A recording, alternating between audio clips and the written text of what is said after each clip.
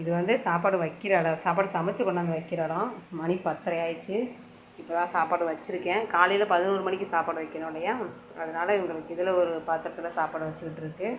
But இந்த குக்கர்லேயும் வைக்கணும். இது ரெண்டுலேயும் வச்சா தான் காலையில் ஒரு 11 மணி கூட நம்ம சாப்பாடு போட முடியும். காலையில் வடித்தா ஆறாது. இது இப்போ வடிக்கிறதே நான் காலையில் வரைக்கும் அந்த சூடு இருக்கும். அப்புறம் தயிர் கலக்கும் போது தான் சரியாக வரும். அதனால தான் இப்போவே ஆக்கி வச்சுருவேன் படுக்கும் போது. அப்படியே கிச்சனை பாருங்கள். இனிமேல் இந்த பாத்திரம் எல்லாத்தையும் அதெல்லாம் கழுவி வச்சுட்டு சுத்தம் பண்ணிவிட்டு அப்புறமா தான் நம்ம படுக்க முடியும். அவர் தூங்கிட்டார். பையன் முடிச்சு தான் இருக்கான். இன்றைக்கி நாளைக்கு லீவுனால தூங்கலை. இதெல்லாம் அப்படி இப்படி தான் கிடக்குது. கரடியை பாருங்கள் அந்த படம். இப்படி தான் ஒவ்வொரு நாளும் நாங்கள் படுக்க எப்படியா இருந்தாலும் 11:30. அதுக்கப்புறமா வீடியோ ரெடி பண்ணி அப்லோட் பண்ணி வச்சுட்டு நாளைக்கு காலையில் அப்லோட் ஆகுற மாதிரி படுக்கிறதுக்கு 12 இடையில கத்தி வேறு நம்ம எழுப்பி விட்ருங்க.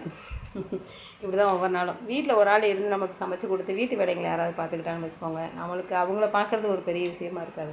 ஆனால் வீட்டு வேலையும் பார்த்து நம்ம இவங்கள பார்க்குறதுன்னு சொல்லும்போது நம்மளுடைய ஹெல்த்து கொஞ்சம் ஸ்பாயில் தான் ஆகுது. நம்ம ஹெல்த்தை கவனிச்சிக்க முடியல, ஒழுங்காக சாப்பிட முடியல. இதுலேயே தூக்கம் போயிடுது. மெயினாக நம்ம நல்லா தூங்கினோம்னா தான் எந்த பிரச்சனையும் இருக்காது. தூக்கம் இல்லாததுனால கொஞ்சம் நம்மளுக்குமே கொஞ்சம் ஹெல்த் ப்ராப்ளம்லாம் வந்துட்டுருக்கு.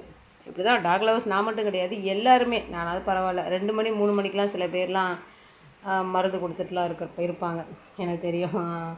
ஏன்னா டாக் லவர்ஸ்லாம் தூங்கவே முடியாதுங்க, அதான் உண்மை. இந்த இதுக்குள்ளே வராத வரைக்கும் நம்ம நல்லாயிருப்போம். வந்துட்டோன்னா இதை விட்டு வெளியில் நம்ம போகவே முடியாது, அதான் உண்மை. தேங்க்யூ.